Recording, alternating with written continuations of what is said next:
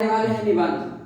निबंध के रूप में निबंध का एक बेसिक क्लास, एक आधार क्लास हम आपको आज दे देते हैं, ठीक है, जिससे आपकी जानकारी हो जाए कि निबंध क्या है।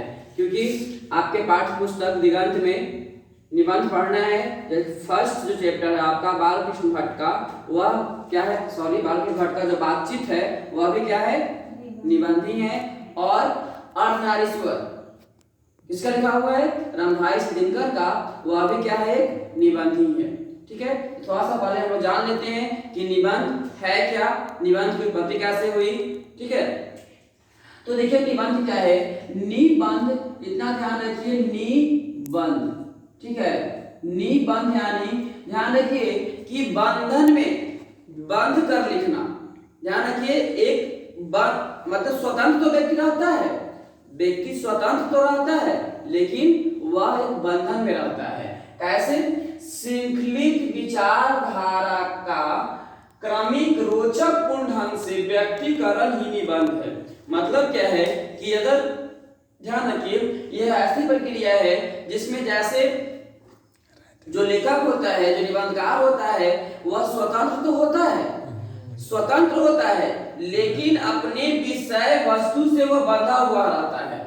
वह स्वतंत्र तो काम करता है, लेकिन जिस तरह से आप पतंग उड़ाते हैं, पतंग सभी दिशाओं में उड़ता तो है, लेकिन उसकी डोरी हमारे पास बंधी हुई रहती है। उसको हैंडल कौन करते हैं, वो जो उड़ाता है पतंग वो हैंडल करता है, यानी एक जगह वो बंधा हुआ होता है।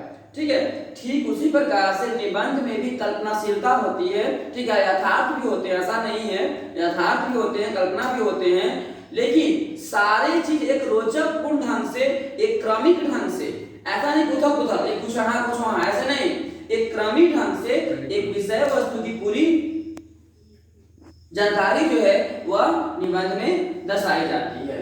तो निबंध क्या है, तो श्रृंखलित विचारधारा का क्रमिक रोचक पूर्ण ढंग से व्यक्तिकरण ही निबंध है।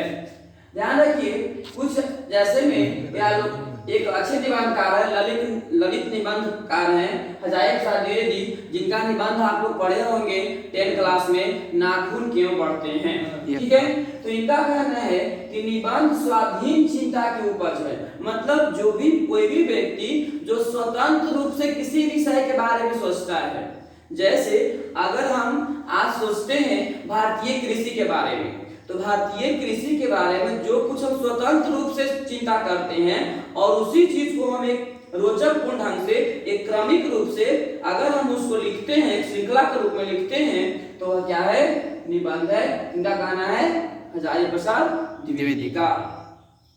नेक्स्ट है कि निबंध गद्य की कसौटी है। निबंध गद्य की कसौटी है, यह आचार्य रामचंद्र शुक्ल मानते हैं। आचार्य रामचंद्र शुक्ल एक अच्छे आलोचक थे। ठीक है, तो इनका मानना है कि निबंध जो है वह गद्य की कसौटी है। गद्य आपको जानते हैं, गद्य पद। ठीक है, तो इनका मानना है कि निबंध क्या है, गद्य की कसौटी है। ठीक है, और ध्यान रखिए, जो एक विधा होती है आलोचना, तो मुख्य रूप से अगर देखा जाए तो आलोचना की उत्पत्ति जो है वह निबंध से ही हुई है। थोड़ा सा इसके बारे में जानते हैं, इतिहास का निबंध का। तो फ्रांसीसी शब्द में इसे एसाई तथा अंग्रेजी में इसे ऐसे कहा जाता है। किसे? निबंध को। इसकी उत्पत्ति लैटिन वर्ड एक जेनियर से हुआ है, जिसका अर्थ है किसी विषय की प्रकृति, गुण आदि का परीक्षण करना। यानी जब हम निबंध लिखते हैं किसी चीज पे, तो क्या करते हैं, उसकी प्रकृति, उसका गुण, यानी जितनी भी बातें हम कहते हैं, जितनी भी बातें हम कहा करते हैं, वह सब क्या रहता है, उसी एक बिंदु पे, जिस बिंदु पे हम निबंध लिखते हैं। जैसे अगर हमको लिखना है, एक बाल कृष्ण भट्ट का ही निबंध है आपका, जो पढ़ने के लिए क्या है, बातचीत है ना, बुक में बातचीत। तो आप उस निबंध को पढ़ेंगे तो आपको जो भी बातें मिलेगा वह बातचीत से संबंधित ही मिलेगा। जैसे उसमें रॉबिन्सन का उदाहरण लेते हैं, एडिसन का उदाहरण लेते हैं। ठीक है, तो सारी बातें बातचीत के संदर्भ में कहते हैं। यानी इनका टॉपिक क्या है, बंधे हुए किस टॉपिक से, बातचीत से। और जो भी वो बात लिखेंगे, जो भी बात वह कहेंगे, वह इसी टॉपिक के संदर्भ में कहेंगे, इसी टॉपिक के इर्द गिर्द घूमते रहेगा।